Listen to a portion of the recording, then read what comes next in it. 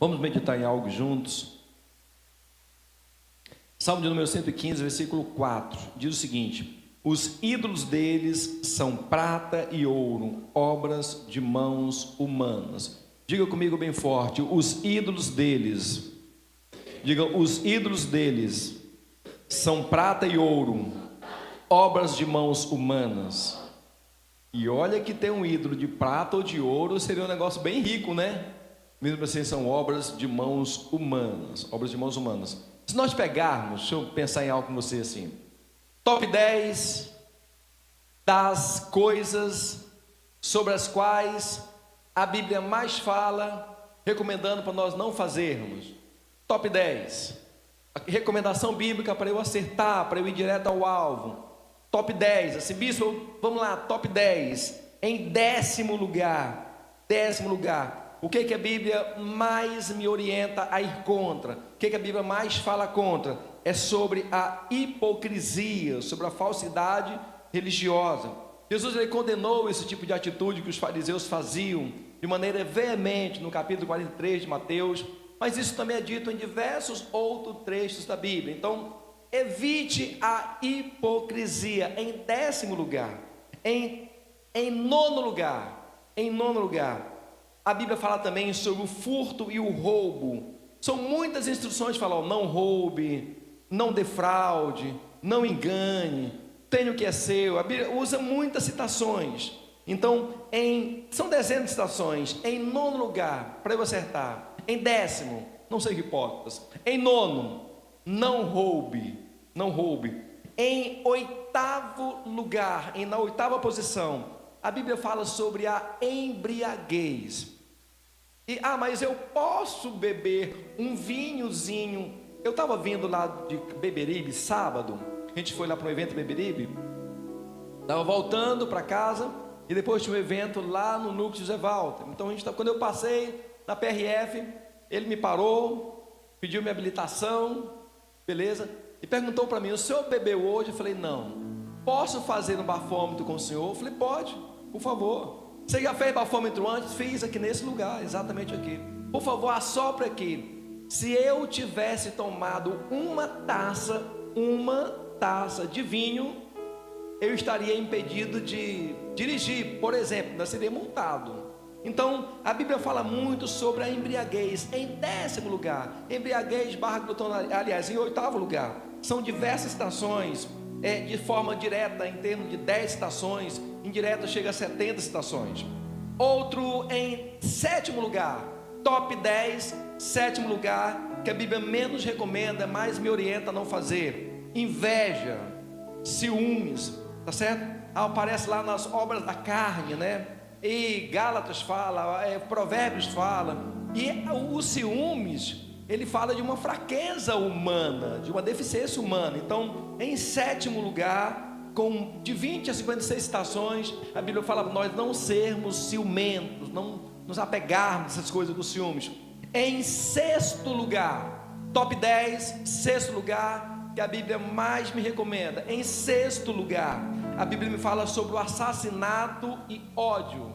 E Jesus chega a comparar o ódio com o assassinato.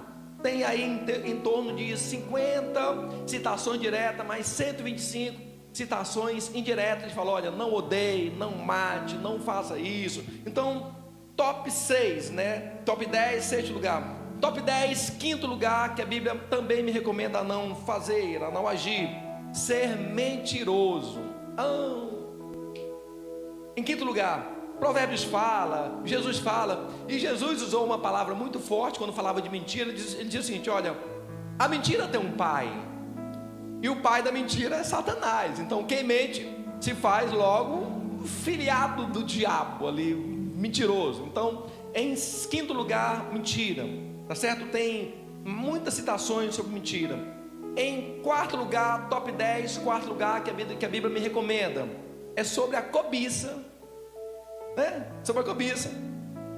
A Bíblia fala sobre a cobiça e fala: olha, quando o apóstolo Paulo fala sobre a cobiça, e a cobiça tem uma relação muito forte com a ganância, assim, você reter para você. E o pastor que me antecedeu falou bem sobre doação, sobre generosidade, algo que vai contra a cobiça. Ele fala o seguinte: olha, o apóstolo Paulo até fala que é a raiz de todos os males, a cobiça. Então, tá aí, top 10, quarto lugar, cobiça.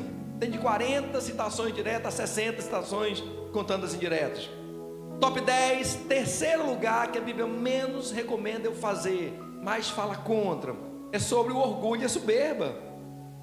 Tem cerca de 60, chega até a 299 citações contando com as indiretas. Soberba, orgulho, a Bíblia trata juntos. E a Bíblia chega a dizer, né, que o orgulho, ele é o princípio, né, da queda, a altivez de espírito.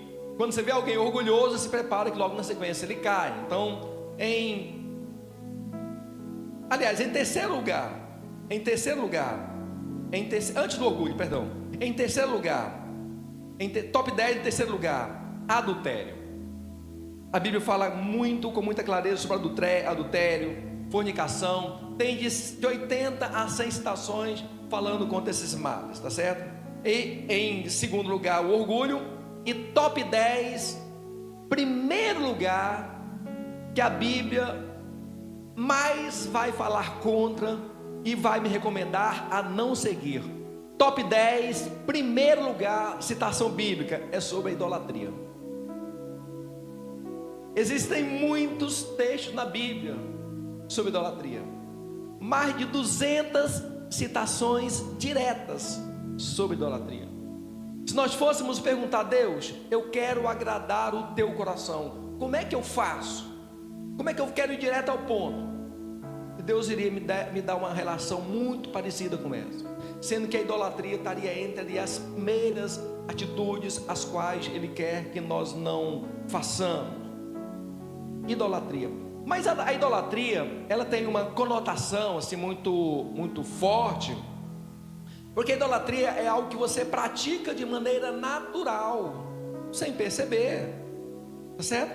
E quando a gente fala da idolatria, ela pode ser melhor assimilada quando a gente melhor compreende as definições que tem sobre idolatria.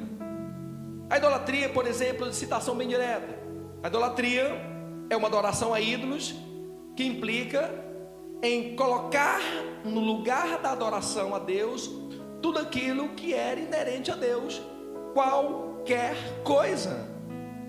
Idolatria é adorar qualquer coisa que não seja Deus. Idolatria, tá certo? É colocar aquilo no lugar onde é o lugar devido ao Senhor.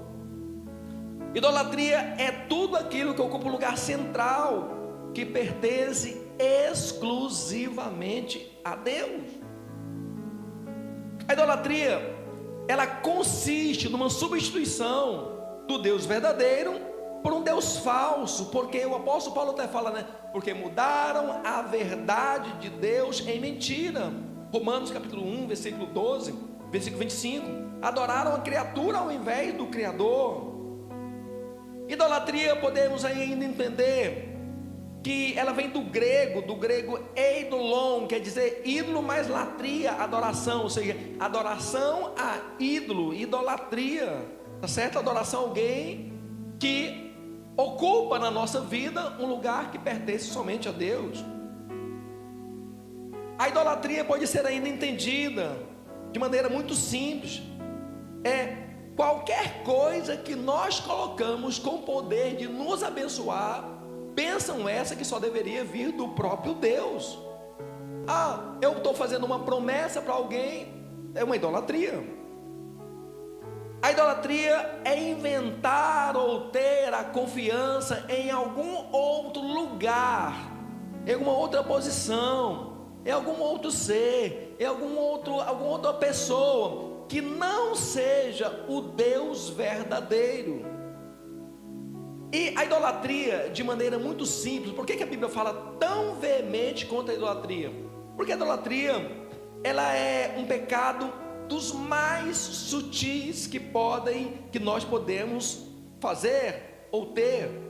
Ela é, obviamente, um mal muito grande, porque a idolatria não começa com alguém construindo um altar a uma divindade qualquer, dando-lhe um nome e começando ali um culto em homenagem àquele altar edificado em casa. A idolatria não começa dessa maneira. Se alguém chegasse para você hoje e dizer: olha, pega essa imagem aqui, é um ídolo, né? A imagem é um ídolo, leve para sua casa e coloque lá e comece a fazer oferendas. Isso é loucura, isso não existe. Então a idolatria não começa dessa maneira. Não, ela não começa, mas ela não começa dessa forma. Ela começa primeiramente no coração, trocando o lugar que era de Deus por algo que seria até necessariamente espiritual. A idolatria, ela age onde? Ela age no emocional da pessoa, e ela faz aquilo de maneira gradual, paulatina, sendo que quando menos a pessoa perceber, se tornou um idólatra. E eu vou mencionar daqui a pouquinho que a idolatria é uma libertação que precisa acontecer. A idolatria, ela usa disfarces bem legítimos, bem sutis, disfarces como sucesso, disfarces como família, disfarces como aceitação humana, disfarce como segurança. Ela usa vários disfarces e ela não vem diretamente classificada como, mas usando disfarces, tá certo? Eu diria disfarces até legítimos.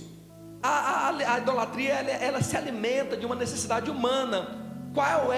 Quais são as grandes necessidades humanas que nós precisamos ter? Aceitação, prazer, controle e identidade. Então a idolatria, muito bem planejada pelo inimigo, ela vem exatamente suprindo essas nossas necessidades essas de aceitação, de prazer, de controle e de identidade. E uma vez que a idolatria ocupa esse lugar de maneira sutil, se torna até difícil tirá-la de lá. Por quê? A pessoa raramente percebe que está cometendo uma grave infração contra aquilo que foi, eu diria assim, uma das súmulas do que Deus pediu para nós fazermos. Quando você pega ali em Deuteronômio 20, em Êxodo 20, o Senhor fala claramente: olha, não terás outros deuses diante de você, não se ajoelhará diante deles, não farás imagem.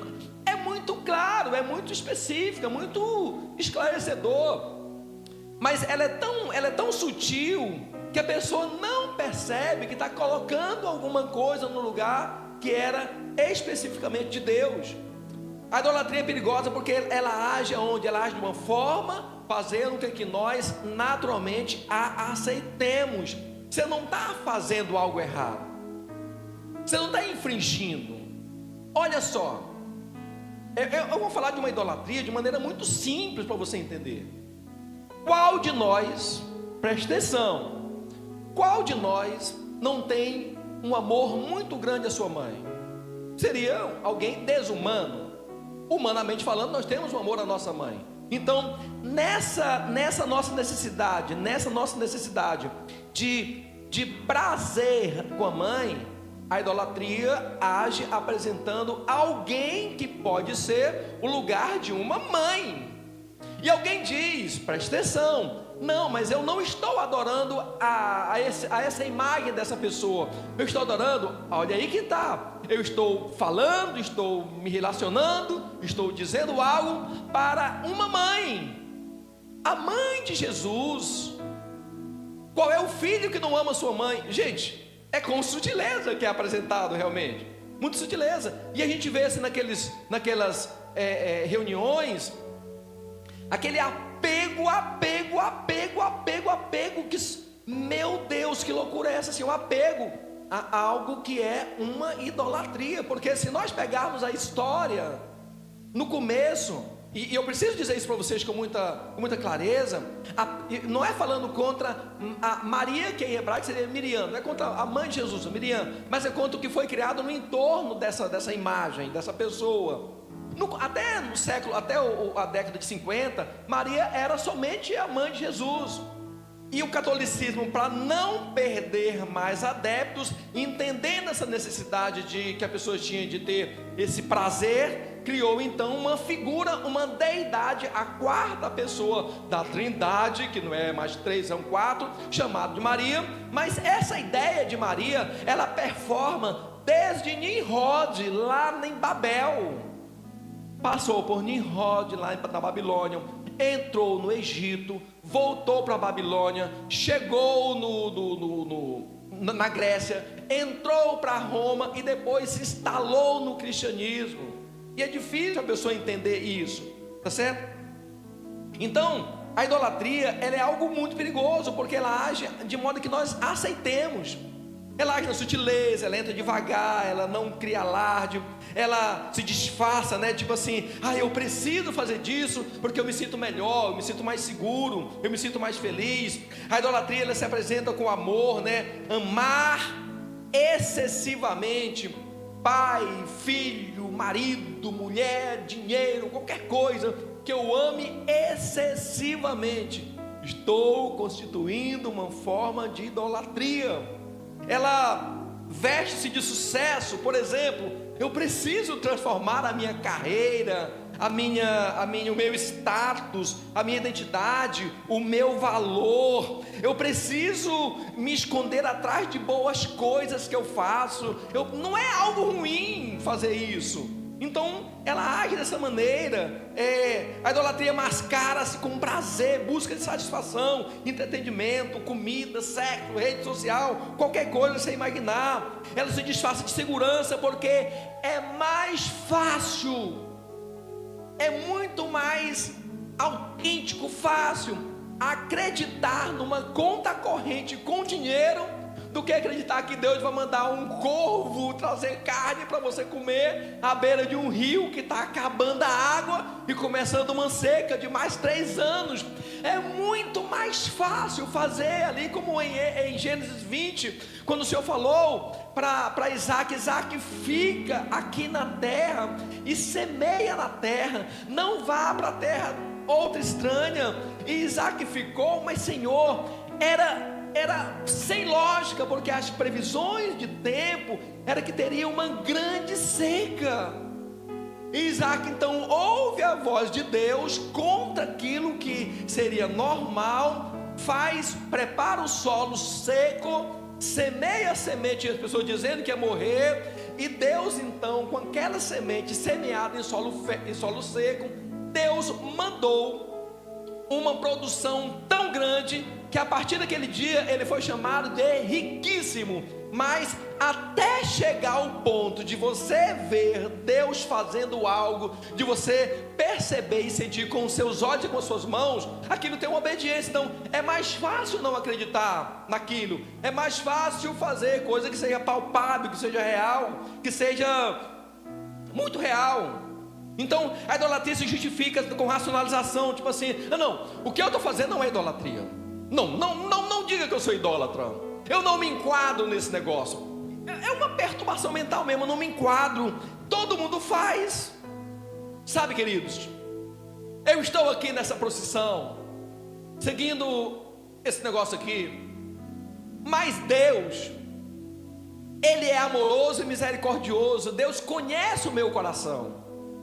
Deus sabe, irmão, Deus sabe que você está errado. Quem tem que saber é você agora. Entendeu? Deus sabe. Não vá nessa de dizer: o meu coração está em paz, o meu coração está tranquilo, então eu vou seguir essas coisas. O meu coração está assim, então eu vou seguir isso. Não é dessa forma. Deuteronômio capítulo 1, versículo 16. Deuteronômio 1:16 diz o seguinte: contudo ficai atento a vós mesmo, para que o vosso coração não se deixe seduzir, e não vos desviei para servir a outros deuses, prostrando-vos e adorando em adoração perante eles. 17. Para que a ira de Yahvé se acenderia terrivelmente contra vós, e ele fecharia os céus, não haveria mais chuva, e a terra não forneceria seus produtos. Desse modo desaparecereis muito depressa da boa terra que o Eterno vos concede. Mas começa quando essa derrocada? Eu sinto paz no meu coração, eu acho que eu não estou pecando, eu acho que estar aqui prostrado, ou seguindo, ou ouvindo, ou acordando de madrugada por causa daquele negócio errado de seguir alguém, um ídolo. Eu estou em paz no meu coração. Na verdade, eu me sinto até melhor depois que eu faço essas coisas. O Senhor Deus, sabendo disso, ele dizia: olha, fiquem atento a vós mesmos, para que o vosso coração, diga comigo, não se deixe seduzir, e não vos desvieis a servir outros deuses. E quando é falado outros deuses, não é outro Deus, não, são deuses com letra minúsculas, deuses no sentido de substantivo comum, não é um nome próprio, tá certo? Então, ela se manifesta de diversas maneiras, muitas maneiras. Ela vem disfarçada, de maneira bem sutil, mas vem disfarçada, com dinheiro e materialismo. Buscar a felicidade através das riquezas é um tipo de idolatria. Buscar a autorrealização ou a realização profissional acima de qualquer coisa. A pessoa passa a ser identificada com o que ela faz. Eu lembro que quando eu secularmente trabalhava, eu vivia um dilema muito grande, porque o meu coração ardia pelo Senhor, pela obra dele. Eu trabalhava porque precisava sustentar esses meninos. Mas o dia que eu entendi, eu estava vindo aqui na Heráclito Graça, e isso foi profético. Eu vim aqui andando, vindo lá do leste-oeste, pela Heráclito Graça, passando aqui, e eu falei: Deus, se o Senhor pode sustentar os pastores que eu vi nas igrejas de lá até chegar em casa aqui no Aldeota, então o Senhor pode me sustentar. Eu vou conversar com a minha esposa. Se ela aceitar, se ela concordar, eu vou abrir mão de tudo. Não estou falando para você fazer o mesmo, não. Mas é que o chamado que Deus tinha para mim era tão grande, que aquele trabalho, por melhor que ele fosse, por mais status que ele me desse, por mais reconhecimento que ele me desse, aquilo não roubava o meu coração. Por quê? Porque a minha carreira, os meus sonhos, aquilo que eu desejava para a minha vida, não estavam maiores do que o amor que eu sentia por Deus e pela obra dele. Então, quando eu passo a colocar o meu sucesso, não vou para a igreja porque eu estou muito ocupado, não vou para a célula porque eu sou um homem muito atarefado, não vou porque eu estou muito ocupado, porque tem que fechar o negócio, porque tem que fazer isso, tem que fazer aquilo. Quando nós não tiramos um tempo para colocar Deus à frente, nós estamos considerando a nossa carreira como uma forma de idolatria. Outra maneira também que ela se manifesta é com o conforto e materialismo. Eu vou priorizar uma vida tranquila, sem risco, muito tranquilo, sem sacrifício. Deus quer que eu tenha paz nessa terra. Então, esse negócio, bispo, de sair daqui para ir lá para uma cidade, ministrar, voltar. Cadê a Rachel? O Rachel fez uma perspicácia sábado fenomenal. Foi daqui de Fortaleza lá para Beberibe, teve lá no coisa. Depois veio para o reencontro, ministrou no reencontro. Depois voltou lá para o Núcleo Serval, chegou lá umas 2 horas da manhã e ficou até 6. Ela e mais alguém, né? Cheia do poder de Deus. Sabe, eu prefiro ficar em casa dormindo, é mais tranquilo. Não é? É mais tranquilo. Não é, Sara? É mais tranquilo esse negócio. Assim, é muito arriscado, é muito, sabe, eu coloco o conforto, aquilo que eu preciso ter de paz, boas viagens, tranquilidade, fotos instagramáveis, lugares bonitos. Eu coloco aquilo na frente de Deus, da obra dele, do que ele me chamou para fazer. É um tipo de idolatria que eu estou colocando também. Ela se manifesta dessa maneira. Outra forma como ela se manifesta, sabe, em primeiro lugar, é claro, Deus em primeiro lugar, idólatra não é assim. Deus em primeiro lugar, segundo lugar, a minha família. Terceiro lugar, as coisas de Deus. Por quê? Veja só, alguém diz, porque a Bíblia diz. E eu concordo com a Bíblia. Como é que alguém pode cuidar bem da casa de Deus se não cuidar primeiro dos seus? Então desculpe, bispo, bispa, célula, discípulos, hoje é o dia, eu estou no ano de eu cuidar dos meus filhos, da minha esposa, de tudo. Ou quando sou jovem, é na época de eu cuidar daquele que vai ser o meu marido, a minha esposa. Vou priorizar os relacionamentos humanos, quando na verdade a lógica simples qual é? Deus em primeiro lugar, segundo lugar, a vontade dele, terceiro lugar, a pessoa que ele vai escolher para me ajudar a cumprir a vontade dele. Eu entrego essa segunda opção para Deus, porque eu entendo claramente que quando eu coloco as coisas de Deus na frente, você pode me entender mal, é a liberdade que você tem. Quando eu coloco as coisas de Deus na frente da família, Ele me entrega uma família estruturada, sarada, curada, coisa que eu não conseguiria fazer com meu dinheiro, com meu tempo, com a minha qualidade. Quando eu coloco as coisas de Deus na frente, Ele me entrega filhos que são promissores, que são felizes, que são realizados. Quando eu entendo Deus, eu vou fazer algo para o Senhor que eu não consigo fazer para os meus filhos. Não é que eu esteja abandonando eles, mas é que o meu amor pelo Senhor é mais forte, ao ponto de eles se convencerem, porque eu te amo, e o meu amor que eu sinto pelo Senhor cobre a vida deles, livrando eles do mal, livrando de todo o mal. Deus guarda o marido, Deus guarda a esposa, Deus guarda os filhos, Deus guarda a família. Quando eu coloco as coisas de Deus na frente, quando eu priorizo o reino de Deus. E se alguém quiser me seguir, imaginemos que eu fosse solteiro, ou a minha esposa fosse solteira,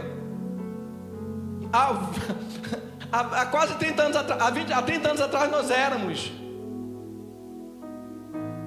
o pré-requisito, e eu ficava chateado com a minha esposa. Eu preciso declarar isso aqui muito publicamente. As meninas jovens apaixonadas por um rapaz bonito como eu, não estão, né?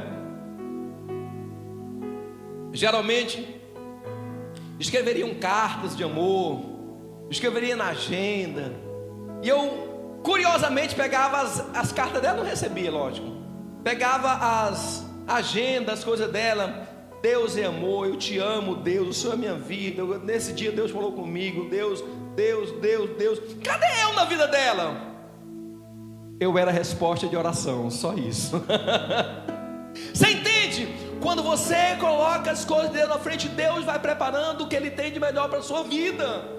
Isso em qualquer área. Então, a gente coloca essas coisas e ela se manifesta dessa maneira. A gente também idolatra muito hoje em dia está sendo assim algo doentio. Idolatra o seu aparelho, o seu smartphone, aquilo que comunica que você tem para o mundo. Idolatra. Eu conheço o caso de casais que o marido fala: meu Deus, que loucura é essa que minha mulher tem?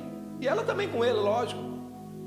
Ela amanhece o dia nesse maldito celular, passa o dia todo ocupado com esse infeliz de celular. Na hora de almoçar tem alguém ali respondendo mensagem nesse maldito celular. Na hora de dormir, a última coisa que ela faz é dizer boa noite, celular. É um inferno colocar essas coisas na frente de Deus. Verdade. É infernal esse negócio.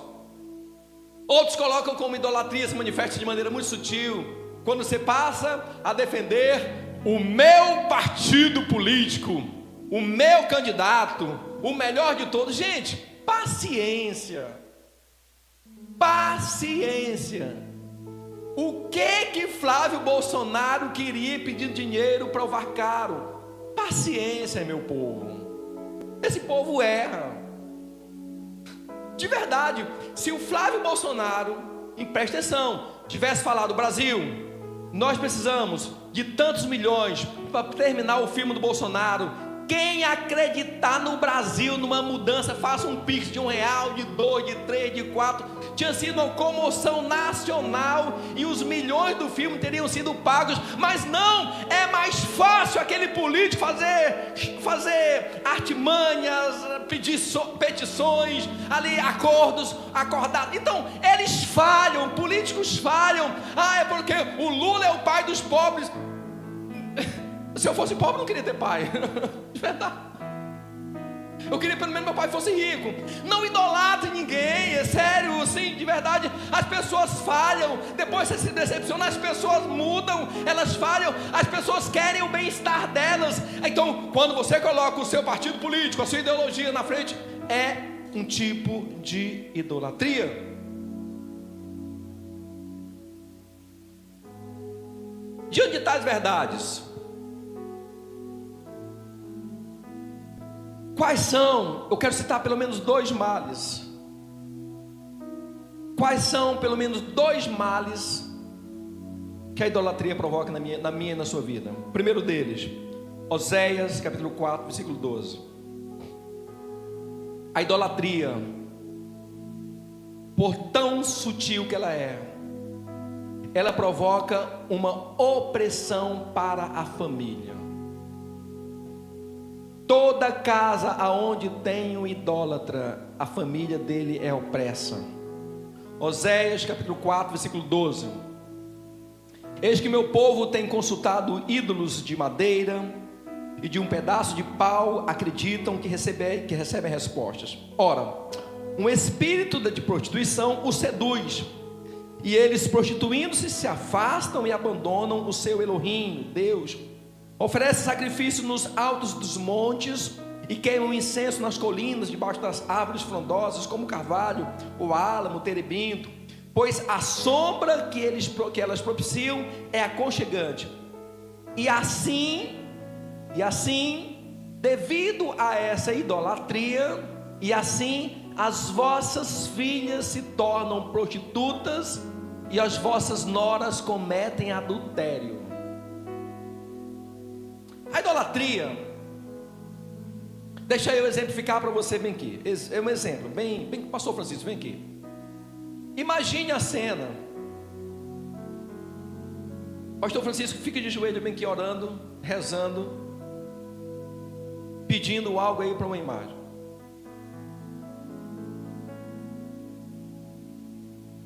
Pode pedir, vá atender. O emprego. Está doente, pede saúde. Faz uma promessa para ele também. Vai até Canidé de joelho. Vai passar pelo negócio do Padim Padiciço. Vai. Preste atenção na cena. Não sou eu quem disse essa palavra. Essa palavra está escrita há muito tempo. A Bíblia diz, pode pedir, que enquanto ele está ali, me dá um microfone, tem um microfone para ele, esse aqui. Ele está rezando muito baixo. O santo não está ouvindo, não. Oi, isso. Pode rezar, presta atenção. Ave Maria, cheia de graça. Não, pelo amor de Deus. Presta atenção. Quando ele está rezando, pedindo alguma coisa para o santo, Meu santo, não sei o que, me dá algo. A Bíblia diz que um espírito de prostituição, é o texto que está ali, um espírito de prostituição se coloca aqui de trás ouvindo, pede um emprego. Me dá um emprego, meu santo. Ele quer um emprego. Esse espírito de prostituição tem os seus adeptos. Chega em algum empresário, alguém fala, olha, um emprego para fulano de tal, arruma um emprego para fulano de tal, está aqui o currículo dele, chegou nas suas mãos, contrate, bote na cabeça dele, fica aqui infernizando a vida dele, até ele contratar você. Você está contratado, contratado, pedido aceito, santo aceitou teu pedido, isso, vai lá, está contratado, está aqui teu novo chefe, feliz da vida com o novo chefe aí, seu funcionário, pedido aceito. Quem te deu esse trabalho? Quem te deu? Meu santo. Pô, santo. Tem promessa para ele? Tenho. A Bíblia diz que um espírito de prostituição ouviu o que ele falou e foi e atendeu ele, e por causa disso prendeu a vida dele, e como consequência Perdoe-me que isso nunca aconteça com a sua vida. Como consequência, a filha dele, a filha dessa família se transforma em prostituta. Começa um espírito de prostituição sobre as filhas. O pai não consegue controlar. A menina desembestou no mundo, ficou maluca nas festas, na gandaia, bebedeira. O pai que está lá no emprego não consegue mais fazer nada. A vida ficou completamente arruinada. E o filho que se casou, chega um demônio e papo na mocinha casada, que daqui a pouquinho aquele filho se transformou por causa da idolatria. Vem uma opressão sobre a família. A idolatria ela age transformando aquela família numa família solitária. Então, para trazer cura à família, é preciso tirar dela tudo aquilo que está no lugar de Deus. São ídolos domésticos. Tem 2 exemplos na Bíblia muito claros sobre esses ídolos domésticos. Essas coisas, sabe assim? Aquela casa que você chega e tem um altar, está ali um altarzinho de adoração, tem um altar. São chamados na Bíblia de ídolos domésticos. Nós temos 2 exemplos na Bíblia de ídolos domésticos. 2 não, 3. Um deles, Jacó tinha uma esposa. Tinha 2, aliás. Uma Leia, e o nome da outra qual era? A Lia Lia e Raquel. E Raquel, quando saiu de Padã Arã, saindo com seu marido, o que ela fez? Ela foi, preste atenção, ela foi, pegou os ídolos do pai de casa e levou consigo. E o pai, quando encontrou eles lá no deserto, que foi para matá-los, ela então, e Jacó falou o seguinte: olha, quem quer que seja que pegou os seus ídolos, haverá de morrer. E quando Labão procurou os ídolos, ela se sentou em cima do ídolo, falou: pai, eu estou naqueles dias de mulher, por favor, não posso me levantar. E o pai então não verificou o local que estavam, e ela continuou com os ídolos. Mas na frente, pouco tempo depois, ela engravidou. E não era comum naquela época mulheres morrerem de parto, principalmente mulheres de pessoas que tinham muitas condições, como Jacó. Ela engravidou. E aquilo que ela selou lá atrás na família dela, aquilo que foi selado, se cumpriu por causa da idolatria.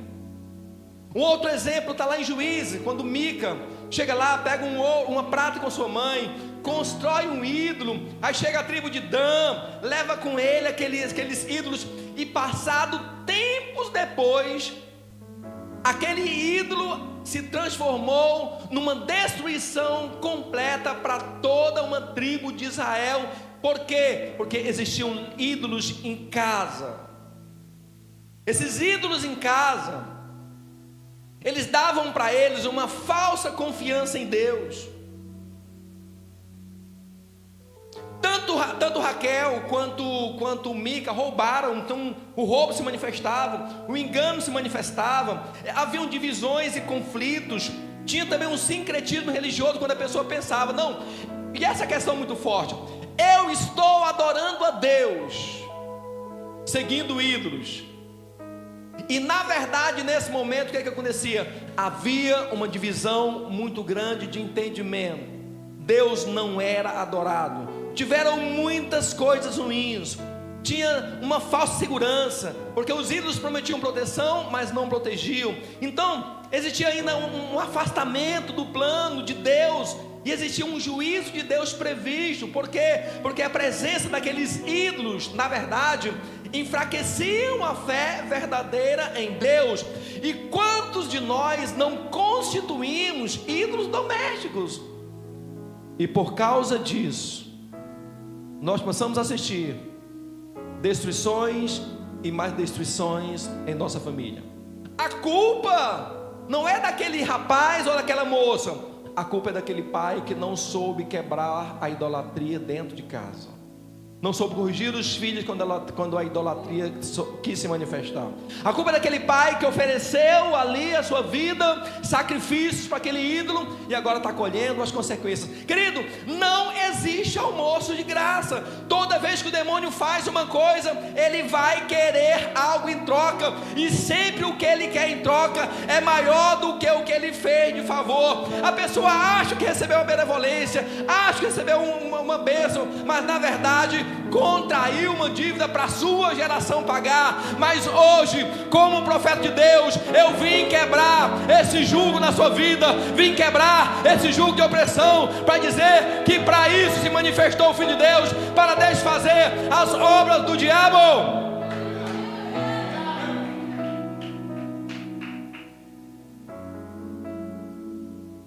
Outra coisa que a idolatria faz, 2 Reis, capítulo 1, versículo 2. A idolatria, você precisa entender, ela é uma guerra que é travada na mente da pessoa. Não é fácil um idólatra se converter. Não é fácil um idólatra abandonar o que ele seguiu há muito tempo, com Maria, José, qualquer coisa. Não é fácil. E eu preciso ser claro para você. Estamos entrando numa época de festas juninas. É só um forró, é só alguma coisinha, gente. É uma comemoração pela morte de João, o primo de Jesus, o último dos profetas. Cabeça decapitada de João para Herodes. Quando alguém comemora essas festas, a pessoa não está ali diante daquele altar, mas ela vai na festa, ela participa da festa, ela está se fazendo parte daquele movimento, sendo a favor, está aplaudindo o que Herodes fez quando decapitou maldosamente a cabeça de um dos últimos profetas que esteve sobre a terra. E sobre ele Jesus disse: olha, não existiu entre os nascidos de mulher alguém como João. Quando você se une a isso, você está dizendo: eu concordo com Herodes, eu sou do time de Herodes, eu quero que esse João morra mesmo. Mesmo você dizendo que ama Jesus, está concordando com o que Herodes fez. Isso é uma tremenda idolatria.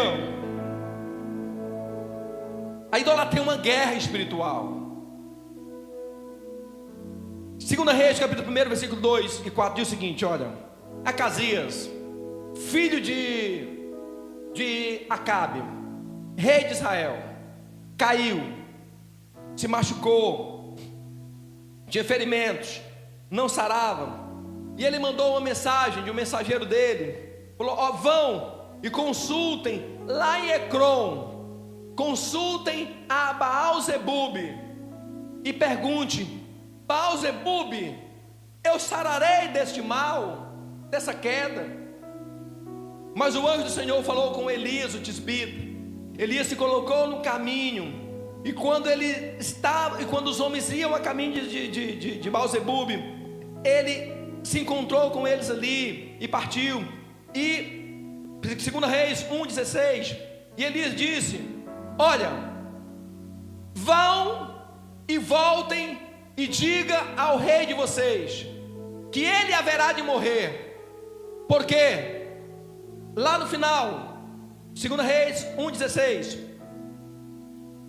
assim diz o Senhor: por que enviaste mensageiros ao rei de Samaria, questionando-lhes: porventura não há Deus em Israel para ir consultar Baal-zebube, o Deus de Ecrom? Não existe Deus em Israel para você consultar. O nosso Deus não abriu o mar vermelho, o nosso Deus não fez maravilhas, o nosso Deus não te estabeleceu como rei. Quem é o nosso Deus? Não existe profeta nessa terra para você consultar, ao ponto de você consultar Baal-zebube. Você certamente morrerá. Você não vai se levantar da sua cama. O erro de Acasias foi diante de uma dificuldade, e esse erro dele nós podemos cometer também. Diante de uma dificuldade, ele percorreu, mandou gente, fazer oferendas a um Deus, a um santo qualquer, a alguém, para saber se seria curado daquele mal, daquela doença. Aparentemente era só alguém, era só uma consulta normal. Deus não entendeu dessa maneira. Naquela época existiam muitos deuses que eram deuses de letra minúscula, que eram tentação para Israel.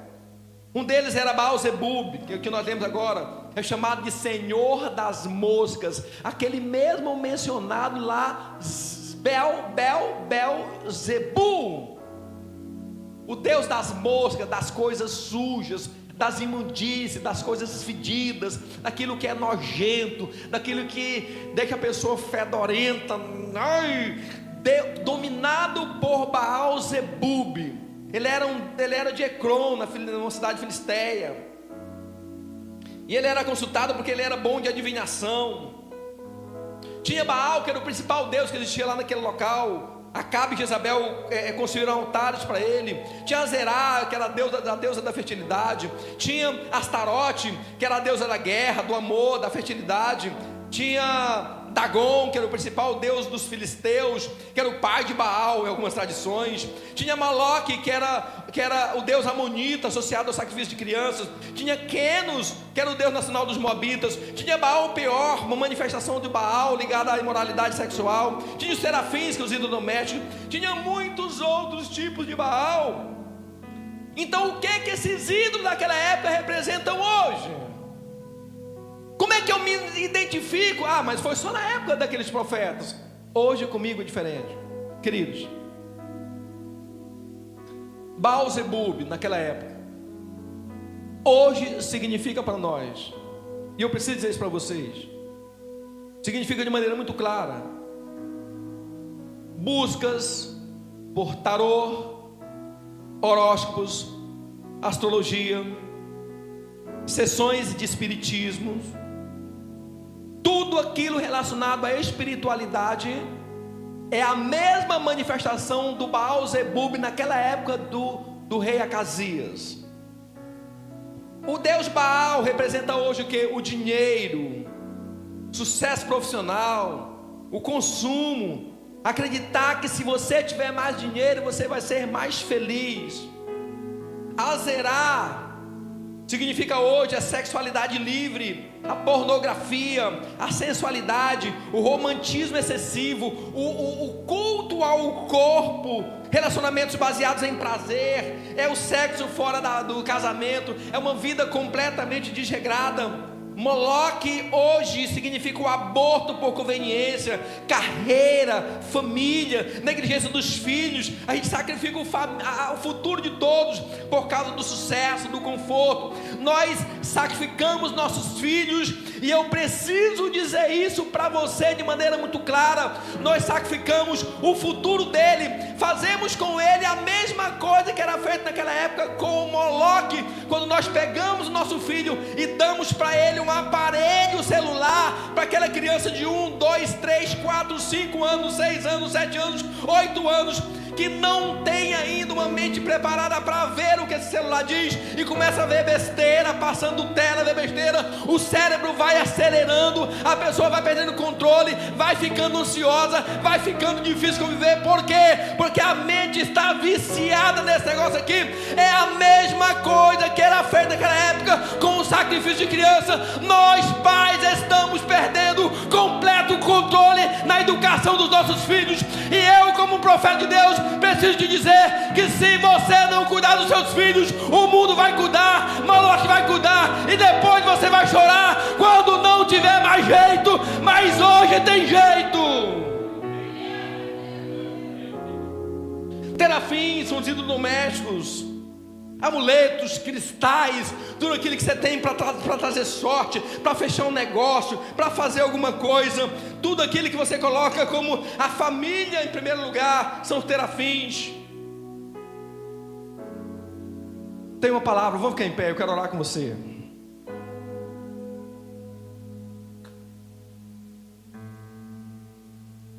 Nós precisamos quebrar isso na nossa vida. Se nós quisermos realmente ser felizes, o jugo da opressão, da idolatria precisa ser quebrado. Como eu disse a vocês, pessoas às vezes até entendem. Vira para mim aqui, coloca para mim essa câmera aqui, filho, por favor. A pessoa até entende. Joga para cá, Gustavo, por favor. A pessoa até entende. Você que está em casa me assistindo ou vai ver essa live depois, essa mensagem depois. Você até entende o que é idolatria, depois de eu te falar aqui por quase 40 minutos, 1 hora. Você até compreendeu.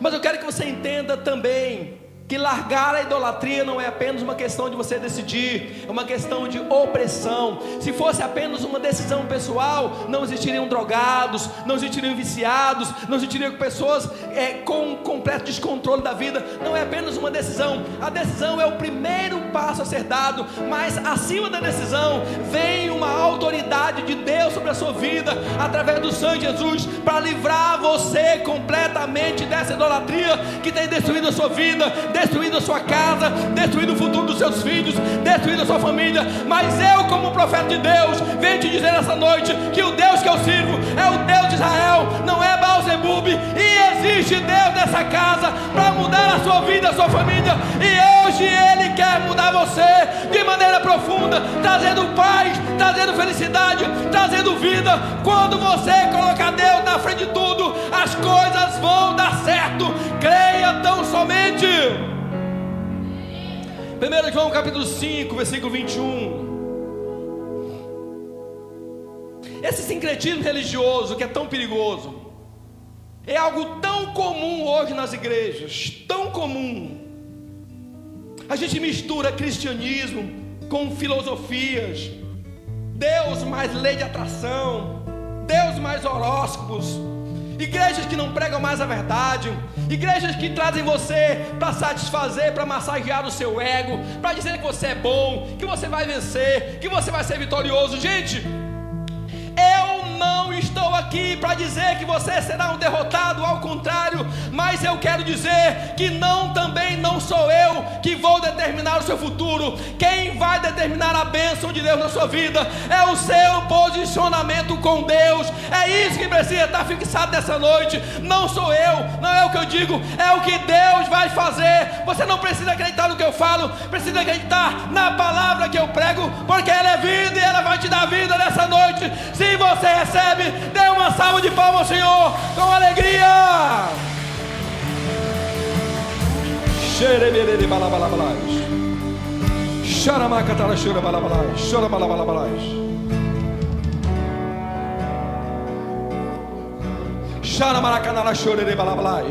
Eu quero de maneira profética, 1 João capítulo 5, versículo 21. Bote aqui para mim.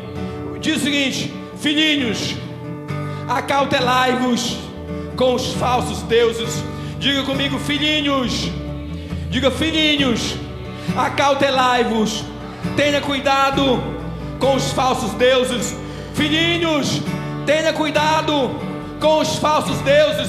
Quando o apóstolo João, homem que andava com o coração, com o peito no coração de Jesus, homem que foi um profeta muitíssimo poderoso nessa terra, quando ele diz para a igreja, para nós nos acautelarmos, ele estava dizendo: tenha cuidado, não perca a esperança, não ache que você dá conta, não confie em você mesmo, tenha cuidado, porque os falsos deuses existem para tornar você um falso cristão. Os falsos deuses existem para te propiciar algo que vai alegrar o seu coração, mas não transformar a sua vida.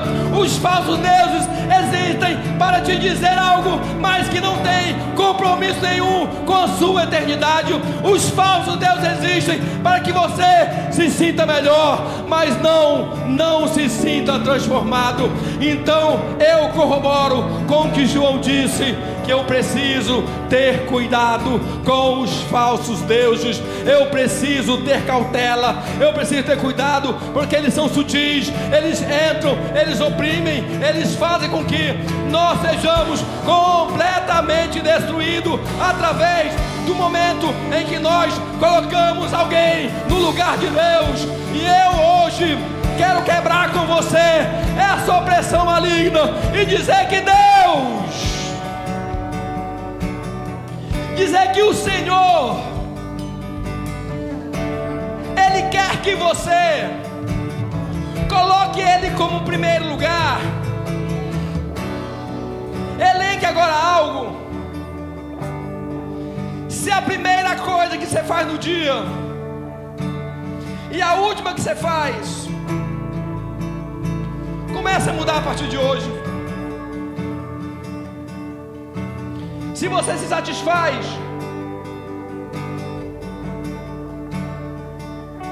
com algumas palavras que alguém te diz, e você não crê no poder salvífico que tem na Bíblia, comece a mudar isso hoje.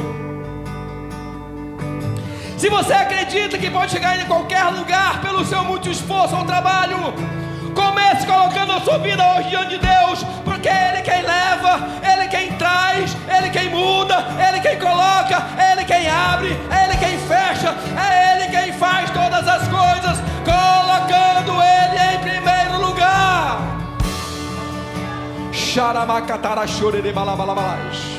Se você diz, eu vou para cá, porque eu sinto que o meu coração está me mandando para cá, eu te chamo nessa noite a não dar direção para a sua vida segundo o seu coração, mas a perguntar: Deus, aonde que o Senhor quer que eu vá?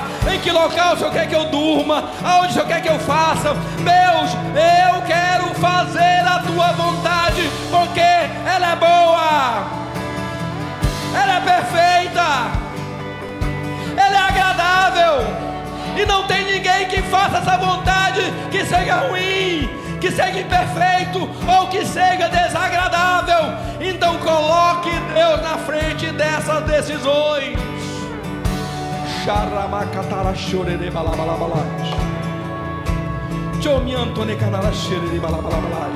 Se você tem colocado os seus filhos, sua família, seus pais, seja qualquer pessoa, seu cônjuge, qualquer pessoa, no lugar que é de Deus, então mude essas coisas, porque eu te garanto, como profeta de Deus, que você, por mais que se esforce, não conseguirá dar uma boa vida aos seus filhos. Você, por mais que pague, por mais que se esforce, não conseguirá manter um casamento. Você, por melhor que seja, não conseguirá sustentar nada. Mas se você colocar Deus na frente, Ele vai te sustentar. A Bíblia diz, e nós lemos essa semana, que Ele é quem firma os passos do homem bom.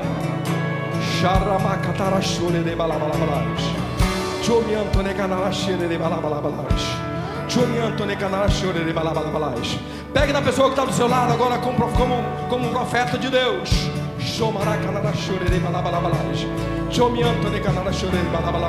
Diga comigo, filhinhos. Diga, filhinhos, acautelai-vos dos falsos deuses. Eu vejo Deus quebrando cadeias de opressão nessa noite. Filhinhos, Deus não diz nessa noite para nós como quem não conhece, como quem não sabe, como quem é distante. Ele chama filhinhos, filhinhos. Primeiramente Ele te chama de filho para te orientar. Primeiramente Ele diz, eu quero ser o seu pai para lhe dar instrução. Primeiro Ele diz, venha para cá, para o meu coração, porque eu vou te livrar das astutas ciladas do diabo, que trama todos os dias para destruir a sua vida. E Ele diz, filhinhos, filhinhos, filhinhos, filhinhos, acautelai-vos dos falsos deuses. Acautelai-vos, acautelai-vos, não se deixe ser enganado por isso. Filhinhos, filhinhos, acautelai-vos dos falsos deuses. Eu quero encerrar com você com esse texto. Naum, capítulo 1.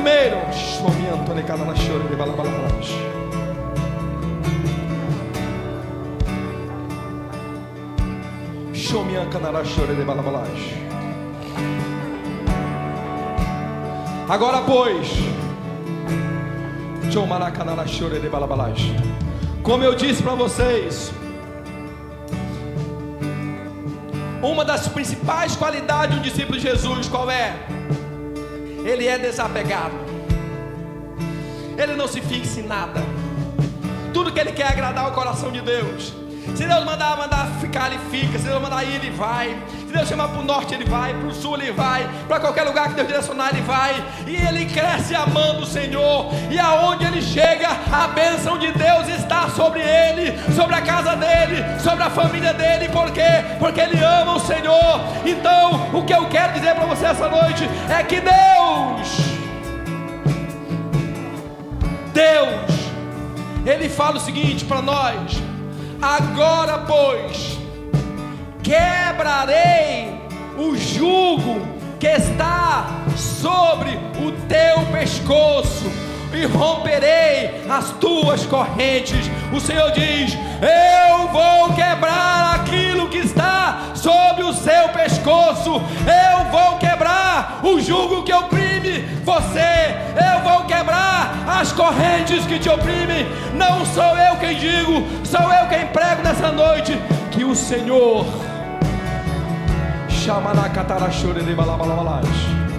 que o Senhor te trouxe nessa noite aqui, que o Senhor moveu o seu coração nessa noite aqui para te falar, para te ensinar que Ele quer ter um relacionamento aqui, só você e Ele, não mais ninguém. É só você e Ele, é você e Deus e ninguém mais. É só você e Ele.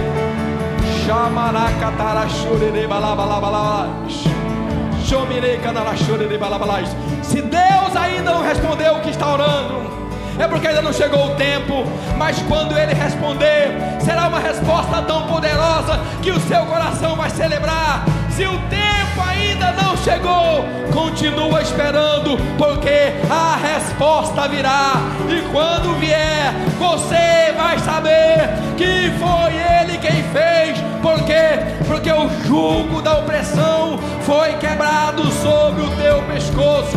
O jugo da opressão, da idolatria que tem prendido a sua vida, eu declaro quebrado agora, na autoridade do nome de Jesus. Todo jugo que te oprime, que te oprime, que te oprime, que te oprime, está quebrado agora, na autoridade